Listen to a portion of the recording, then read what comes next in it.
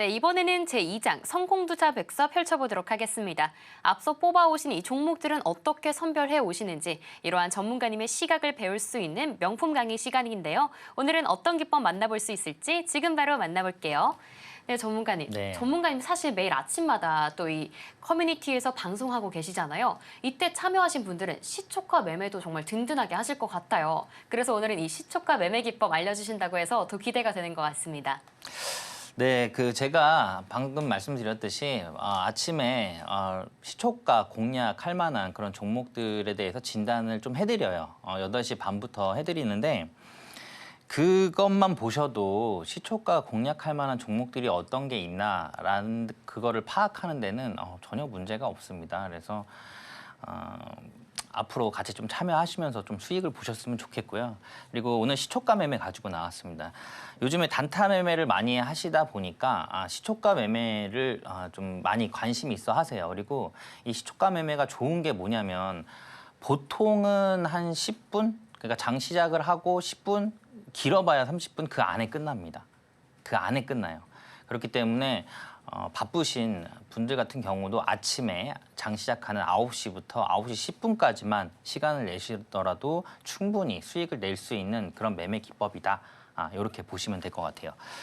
시초가 매매는 기본이 있죠. 이거는 전일 거래 대금이 300억 이상 무조건 나와야 돼요. 예, 300억 이상.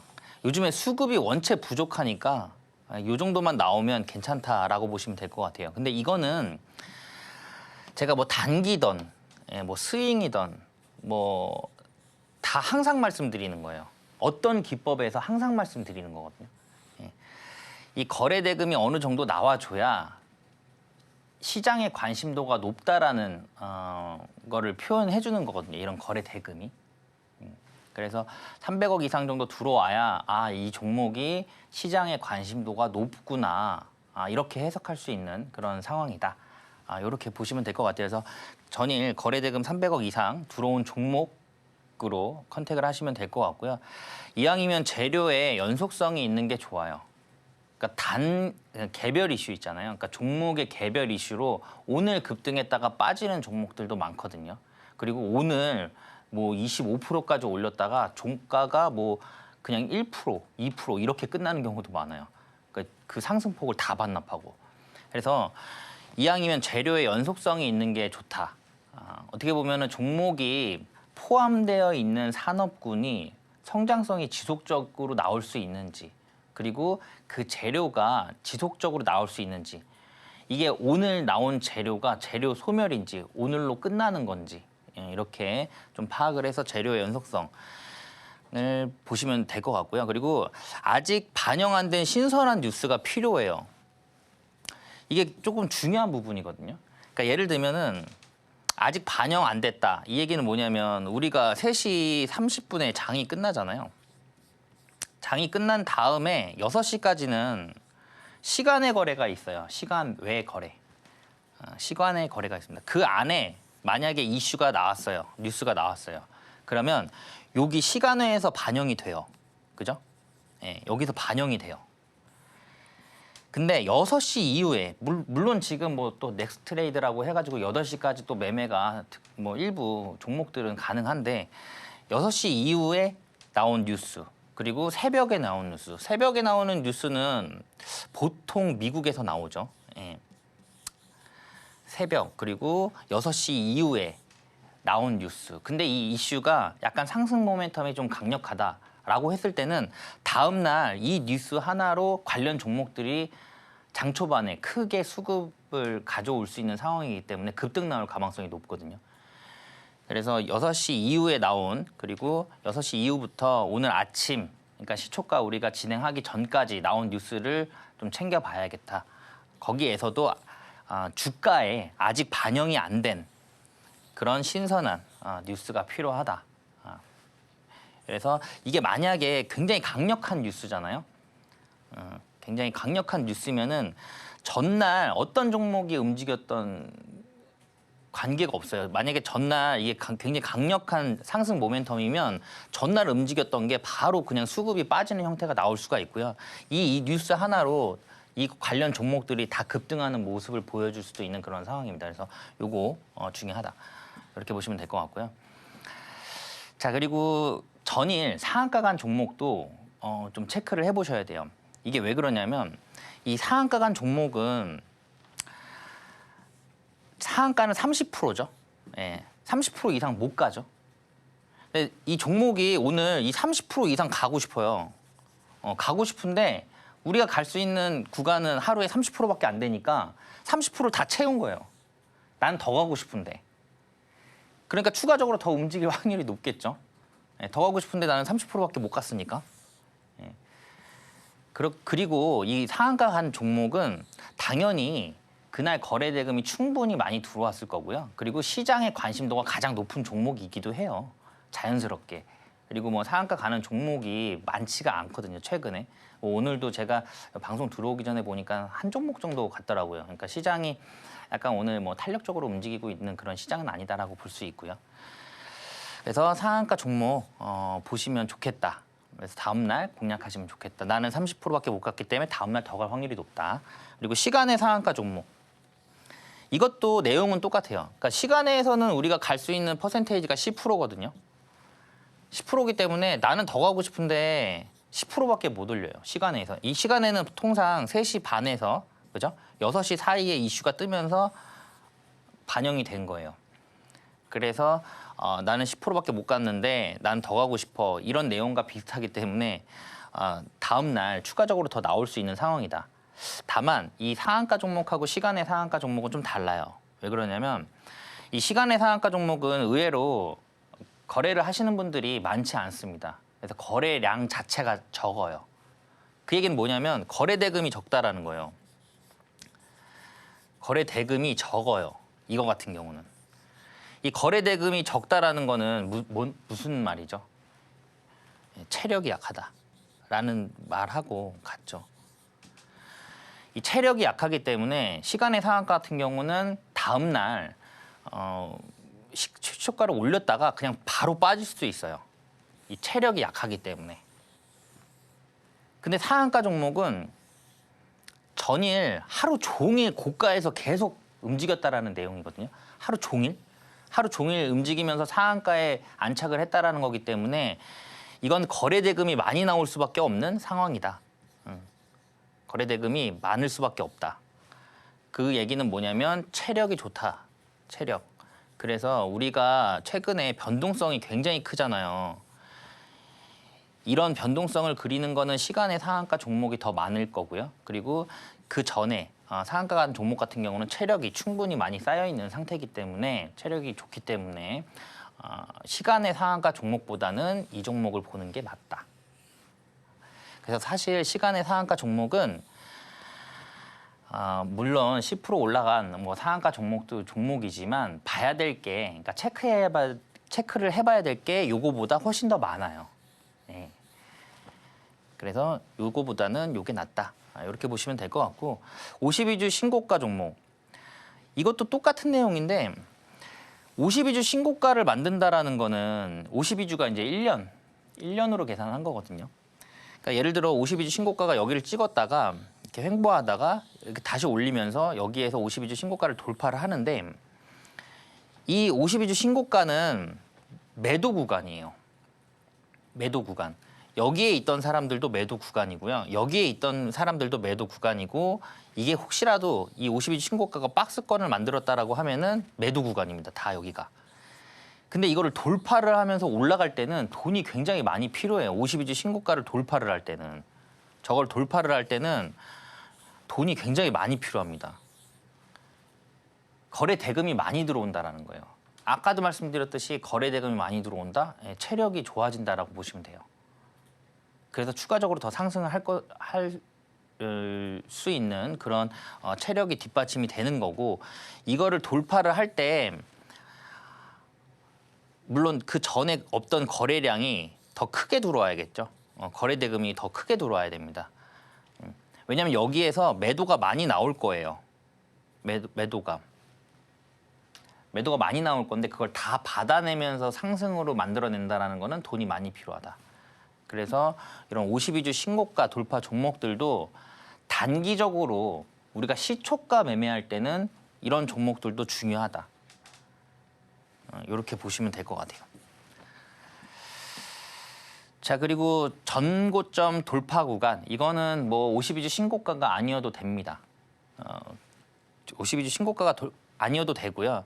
그래도 어느 정도의 기간이 길면 길수록 좋아요. 전고점의 그 길이가. 그래서 아까 그 본 것처럼 요런 돌파 구간. 근데 이게 그 전에 차트가 계속적으로 이렇게 내려왔어요. 예를 들어서 이렇게 내려왔어요. 예. 이게 매물대잖아요, 여기가. 근데 이게 매물대가 아닌 경우가 있어요. 이게 뭐냐면 기간 투자가 굉장히 기간 조정이 굉장히 길게 나온 종목. 그러니까 하락을 굉장히 길게 한 거예요. 굉장히 길게. 예. 길게 하면은 이렇게 시간 조정을 해버리면은 시장 참여자들이 못 버팁니다. 지루해서. 그러면 어느 순간부터 계속 나가기 시작해요. 예. 그래서 여기에서 들어 올릴 때 보통은 우리가 엘리어트 파동이라고 하죠. 예. 그러니까 이런 구간에서 이런 돌파 지점을 말하는 거예요. 예. 이런 돌파 지점. 그리고 또 여기에서 돌파 지점. 주식은 또 추세입니다. 추세. 추세로 계속 추세를 타고 상승 추세로 이렇게 가는 경우가 많거든요. 그래서 이 고점을 돌파하는 구간, 또 돌파하는 구간. 이런 식으로 계속 돌파하는 구간에서 시초가 공략해 보시면 좀 좋은 성과가 나올 수 있을 것으로 예상이 돼요. 자, 이게 방송 시간이 좀 제한적이다 보니까 제가 더 자세하게 디테일하게 풀어드리지 못하는 부분이 있어요. 그런 부분들이 있기 때문에 그런 분들은 저와 함께 할 수 있는 공간에 오시면 제가 더 추가적으로 설명드리도록 하겠습니다. 그리고 5일 고점 돌파예요. 이거는 사실 단기 트레이딩 같은 경우는 5일선만 보면 되거든요. 5일선이라는 거는 5일 동안의 평균 주가를 선으로 이은 건데 그러면 우리가 캔들을 5개만 보면 돼요. 5일 동안의 캔들만 보면 돼요. 그리고 이 5일 동안 만들어진 캔들, 이 캔들의 고점을 돌파하는 시초가가 형성됐을 때, 자, 만약에 캔들이 이렇게 만들어졌어요. 그러면 고점이 여기잖아요. 근데 6번째 되는 날 고점이 여기서 만약에 형성이 돼요. 그전 최고점, 요 5캔들만 봤을 때, 5캔들만 봤을 때 고점이 여기서 형성이 되면서 여기서 시초가가 시작이 된다. 물론 이게 뭐 15% 이상 시작되면은 굉장히 위험해요. 리스크예요. 근데 이게 뭐 한 3%에서 4% 정도, 최소한 한 7% 이하로 여기가 형성이 이렇게 됐다. 그러면 단타로 진행해 볼 수 있는 시초가 공략이다. 이 5일선 매매는 제가 그전 그 교육 영상이 있어요. 네. 그 전에 5일선 매매에 대해서는 그전 영상이 있으니까 그거 참고하시면 될 것 같고요. 그리고 장기 이평선을 강하게 돌파하는 그 흐름이 나올 때 들어가 보자. 아까 대동스틸 같은 경우도 계속적으로 61선과 121선 아래에서 놀다가 강하게 상승 흐름이 나오면서 돌파를 했잖아요. 그 다음에 진입을 해보자라는 부분이에요. 그래서 요거는 제가 차트를 보면서 설명을 드리도록 하겠습니다. 일단 하나 에어로스페이스예요. 하나 에어로스페이스인데 보면 여기가 전 고점이었죠. 예, 전 고점입니다. 여기가 전 고점인데 여기에서 지금 계속 돌파를 못해요. 예, 돌파를 못하다가 여기에서 돌파를 하죠. 이게 15%가 넘는 양봉이거든요. 근데 5캔들만 보더라도 5개 캔들만 보더라도 이 고점을 돌파하는 시초가가 형성이 됐잖아요. 이거를 말하는 거예요. 5일선 돌파 시초가가 나왔을 때. 근데 왜 제가 이 종목을 굳이 얘기를 드리냐면 5일선 고점 돌파도 있지만 52주 신고가도 돌파하는 구간이에요. 두 가지가 다 돌파하는 구간입니다. 그럼 한 가지가 돌파하는 것보다 두 가지, 그리고 세 가지, 네 가지 이런 기준이 더 많아지면 많아질수록 확률적으로 높아지겠죠. 그래서 52주 신고가도 돌파를 했고 그리고 5일선 매매상 또 돌파를 하면서 좋은 흐름이었기 때문에 여기에서는 진입을 해보면 좋겠다. 그리고 제가 5일선 그 영상은 따로 있다고 말씀드렸잖아요. 그 이후에 계속 5일선 타고 가고 있기 때문에 사실 이거는 뭐 단타라기보다는 이렇게 캔들이 만들어진다라고 하면 팔 이유가 없죠. 예. 5일선 타고 가는데 뭐하러 팝니까 이거. 예. 자, 그리고 다음 차트로 한번 볼게요. 다음 차트도 마찬가지예요. 고점이 여기죠. 예, 고점이 여기입니다. 이거는 뭐 클로봇인데 상장한 이후에 전 차트예요. 전 차트고 여기서 이제 강한 상승이 나오죠. 이게 상한가입니다. 상한가. 이날 제가 아까 전에 상한가 종목 보자라고 말씀드렸잖아요. 그러니까 상한가가 나온 이후에 추가적으로 더 상승이 나올 확률이 높다라고 말씀을 드렸는데 이 상한가가 나오면서 이날 52주 신고가도 돌파를 했어요. 자, 제가 52주 신고가 돌파하는 종목 그리고 전일 상한가 종목 보자라고 했는데 이것도 두 개가 딱 맞물리잖아요. 예, 그러면 다음 날 시초가가 뜬다. 그러면 진입해 볼 만한 그런 종목이다. 이렇게 보시면 될 것 같아요. 그래서 클로봇. 지금 오늘도 좀 좋은 흐름이 보여주고 있어요. 로봇 같은 경우는 제가 항상 말씀드리지만 뭐 AI, 그다음에 로봇은 우리가 향후 5년, 10년 봐야 되는 테마예요. 예. 이거는 끝나지 않는 테마입니다. 계속적으로 이슈가 나올 거고요. 예. 지속적으로 성장 가능한 부분이기 때문에 계속 봐야 돼요. 그래서 로봇 같은 경우도 내려오면 잡고 또 수익 나면 정리하고 이런 식으로 계속적으로 매수 매도 해보시는 것도 나쁘지 않다. 이렇게 보시면 될 것 같아요.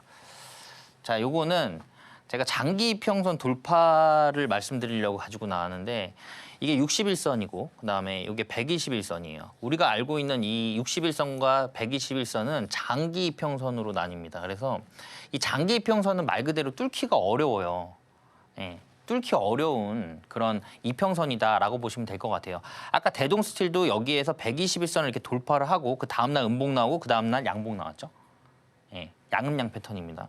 그래서 이 종목 같은 경우도 사실 이날 돌파를 했어요. 물론 윗꼬리를 많이 그리긴 했지만 이게 그 다다음 날 거래량이 굉장히 많이 나오다 보니까 이게 거래량이 적은 것처럼 보이지만 그 전에는 아예 거래량이 없었는데 그날 강하게 들어오면서 121선을 돌파를 했고요. 이 음봉에서는 거래량이 굉장히 적게 나왔어요. 우리가 음봉에서 나오는 거래량이 적은 음봉은 그건 무시해도 됩니다. 크게 걱정할 필요가 없는 상황이에요. 그리고 그 다음 날도 시초가를 살짝 띄웠죠. 다음 날 시초가도 가능했어요. 그리고 나서 이것도 수익이 나옵니다. 이게 4%, 한 4% 정도 수익권이 나온 캔들이거든요. 그리고 나서 121선을 지지를 받죠. 그리고 다음 날도 시초가가 살짝 뜹니다. 예, 그러면 121선은 장기 이평선인데 뚫기가 어려운 저항선인데 이게 저항을 뚫으면 지지로 바뀌잖아요. 그러면 이게 이제 지지가 되겠죠. 이 121선이. 그러면 시초가를 여기서 살짝 띄워요. 그럼 손절가도 우리가 짧게 잡을 수 있다는 거예요. 지지선이 바로 밑에 있으니까. 근데 시초가를 잡았는데 바로 급등이 나와버립니다. 그냥 쭉. 예. 그래서 또 크게 좀 수익 날 수 있는 그런 상황이다. 이렇게 보시면 될 것 같아요. 그래서 최근에 장기 이평선, 뭐 60선이라든가 60선을 돌파를 하게 되면 그때부터 눈여겨보기 시작한 다음에 121선을 돌파할 때는 그때는 공격적으로 한번 매수를 해보자. 그래서 요거 같은 경우는 이 장대 양봉이 나온 이후에 시초가 공략했으면 연일, 이틀 계속적으로 수익을 낼 수 있는 그런 상황이었다. 이렇게 보시면 될 것 같아요. 제가 뭐 앞서 말씀드렸듯이 시간이 좀 제한적인 부분이 있다 보니까 오늘 강의는 여기서 마무리하도록 하겠습니다. 네.